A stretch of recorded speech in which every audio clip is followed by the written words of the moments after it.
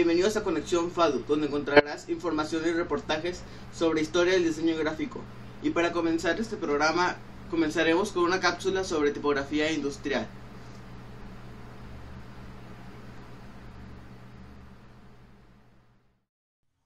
Las innovaciones en tipografía. La revolución industrial provocó un cambio en el papel social y económico de la comunicación tipográfica. Antes del siglo XIX, su principal función era difundir información a través de libros y pliegos impresos. Se pedía en una escala mayor, más impacto visual y más características táctiles y expresivas. Y la tipografía de los libros, que había estado evolucionando lentamente desde la letra manuscrita, no satisfacía las necesidades. La era industrial transformó estos signos en formas visuales abstractas que proyectaban formas concretas poderosas, de fuerte contraste y gran tamaño. Los impresores tipográficos recurrieron a los fundidores de tipos para ampliar sus posibilidades de diseño, y los fundidores se mostraron encantados de complacerlos. William Castle fue el abuelo de esta revolución tipográfica. Además de sus herederos, también llegaron a triunfar por sí mismos como diseñadores en tipografías y fundidores de tipos, dos de sus antiguos aprendices que fueron despedidos por haber encabezado una revuelta de los trabajadores. Fueron Joseph Jackson y Thomas Cotterell. Unos fundidores diseñaron y modelaron letras más gruesas y los tipos se fueron haciendo cada vez más negros.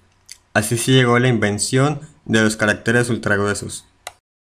Figgins había diseñado y fundido una gama completa de letras romanas y había empezado a producir letras eruditas y extranjeras. En el muestrario de tipografías de Thorne que hizo Thorogood en 1821 se daba el nombre de egipcias.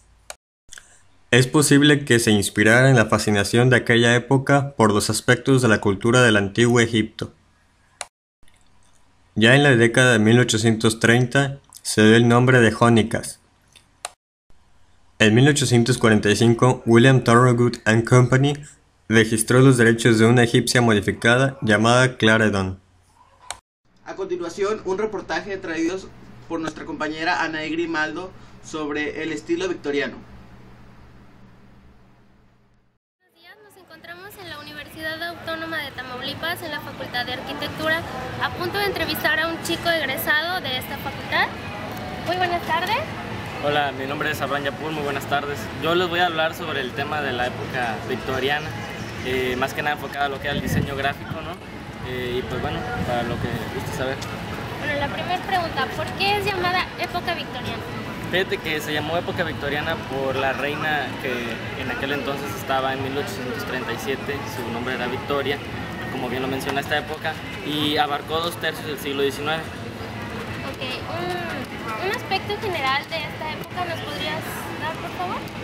Sí, mira, esta época tuvo diversos estilos, ¿no? Entre los que destacó lo que es el estilo gótico, y más que nada se reflejó en lo que era la arquitectura de aquella época. También había muchos ornamentos en los que daban a entender el reflejo del amor y muchas cosas y otros valores. Y estos ornamentos se encontraban en lo que era en muebles, en tallados de madera, en diseños como carteles y también tipografías un poco cargadas de aquella época. ¿Cuál crees tú que fueron los diseñadores más destacados de esta época? El primer diseñador que apareció en esta época era un arquitecto que se llamaba Fullin, y él empezó a innovar en esta época más que nada con las obras arquitectónicas, con lo gótico en cada una de ellas, y también él, pues bueno, él era muy copista también en cuanto a los ornamentos. Bueno, por último, ¿qué tan importante crees tú que sea impartir este tipo de temas en esta facultad que es la de arquitectura, diseño y urbanismo?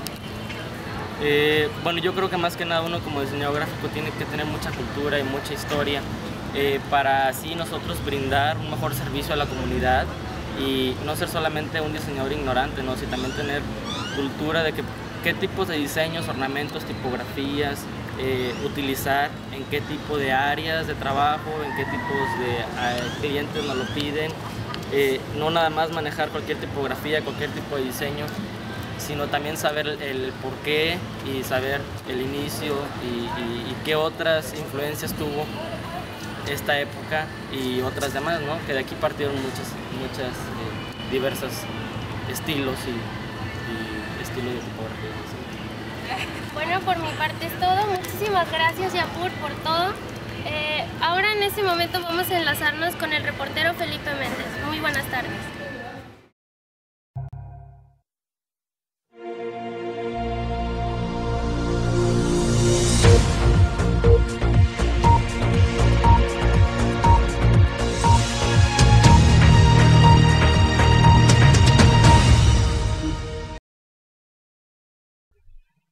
Hola, buen día, Nair Grimaldo.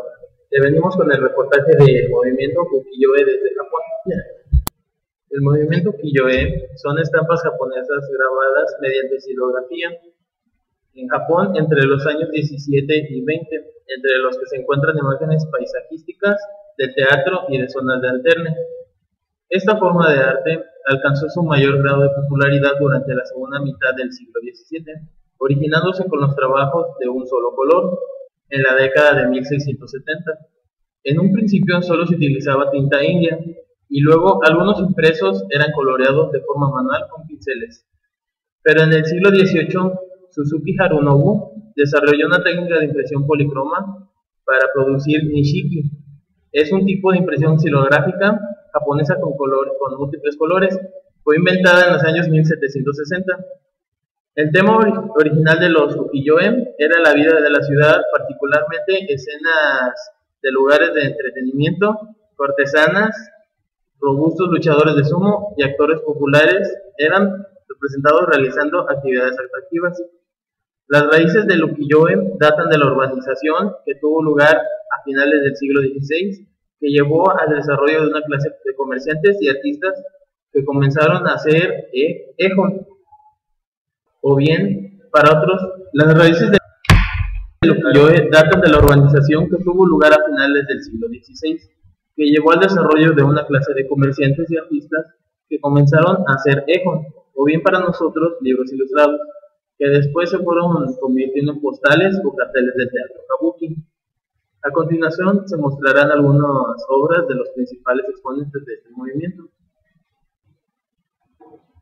Aunque en su momento prohibieron hacer ukiyo-e de ciertos tipos, como ejemplo el sexo, las geishas o cortesanas y temas políticos, ya que en este movimiento no se tenía un poco de pudor. En 1868, Japón se abrió a las importaciones de Occidente, incluyendo técnicas fotográficas y de impresión. A pesar de que el ukiyo-e fue reemplazado por la fotografía, esta técnica fue una inspiración para el cubismo. El ukiyo-e se continúa produciendo hoy en día y se ha convertido en una influencia en diferentes sentidos, sirviendo de inspiración al manga y al anime. Y eso fue todo de mi parte. Les mando un cordial saludo. Bueno, ahora nos enlazamos con Daniela González por una entrevista de Artes y Oficios. Hola Brenda, gracias por el enlace. Buenas tardes, nos encontramos con Enrique Soto. Él nos va a hablar de Artes y Oficios. ¿Sí nos podría contar qué ocurrió con el movimiento de Artes y Oficios durante las décadas de 1880 y 1890? Ante todo, muy buenas tardes. Lo que pasó fue que fue apuntalado por una serie, de acuerdo a mi tesis, fue apuntalado por una serie de sociedades y gremios que intentaban establecer comunidades artísticas democráticas unidos por el bien común.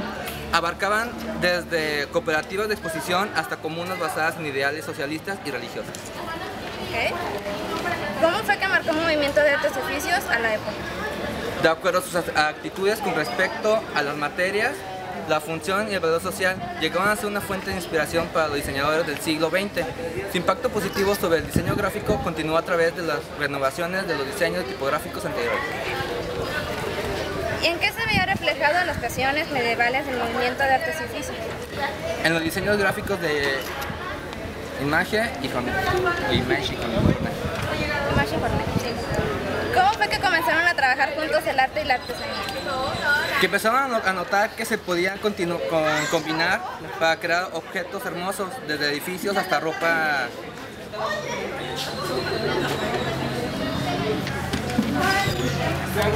Los obreros podían volar y disfrutar su trabajo y se podía revitalizar el entorno creado por el hombre, el cual había decaído hasta convertirse en ciudades industriales, con viviendas sucias y deprimentes, llenos de productos manufacturados y destartalados.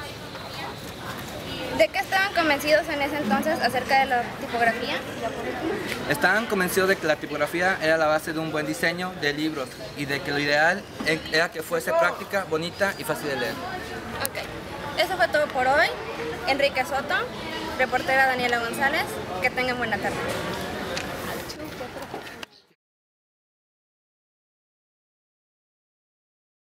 Nos encontramos con la licenciada en diseño gráfico Camileta Vera, quien nos hablará sobre el movimiento de Art Nouveau. Hola, muy buenas tardes. Para mí es un gusto estar compartiendo esta entrevista contigo. Bueno, ¿nos podrías decir este movimiento y qué aportó a la sociedad? Sí, este movimiento artístico fue iniciado en 1894, revolucionando las ideas artísticas de la época, convirtiéndolas en ideas estéticas. ¿Cuáles son las características más sobresalientes? En este movimiento se usó mucho lo que son las líneas largas, sinuosas, orgánicas, así como las líneas asimétricas y ondulantes. ¿Quiénes fueron los primeros iniciadores? En gran medida, estas aspiraciones se basaron en las ideas estéticas de John Ruskin y William Morris, que proponían la belleza, democratizar la belleza y socializar en arte y implementar lo que es este movimiento en los objetos de la vida cotidiana. ¿En qué tipo de arte se aplica el Art Nouveau? Se aplica en artes mayores, que es como la pintura, la escultura y la arquitectura, así como también en las artes menores, que son aplicadas en las decorativas, las artísticas, así como en el diseño de mobiliario, ya sea en joyería, rejería, cerámica y lámparas. Por último, ¿en qué se inspira todo este movimiento?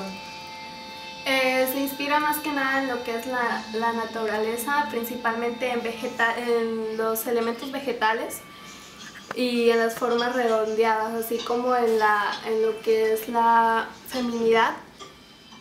Muchas gracias por habernos acompañado el día de hoy. El gusto fue mío, gracias por invitarme. Y con esto damos terminado la entrevista. Ay, bien, amor. No, por eso. Lo que es la belleza. 2, 3. No puedo. Estoy grabando ya. No puedo. ¿Es en serio? Sí. Sí. Empezamos. ¿Es en serio? Sí. Es neta. Como dice Cami.